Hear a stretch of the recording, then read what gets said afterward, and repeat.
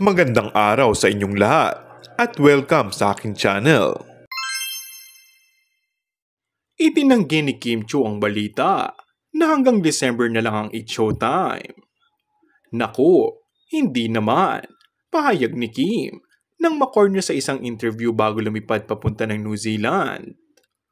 Maugong pa rin kasi na pinag-uusapan sa loob at labas ng showbiz if true na mawawala na sa ere ang Kapamilya Noontime Show this year. Isa si Kim sa host ng It's Showtime na 15 taon nang umeere sa Free TV at mapapanood rin sa online. Wala po akong alam dyan, tanggi ni Kim. Tanungin po natin sa mga boss. Kami naman ay sundalo lang na tagasunod kung saan kami dadalhin ng panahon, di ba? Pero wala naman akong narinig na ganoong mga bali-balita.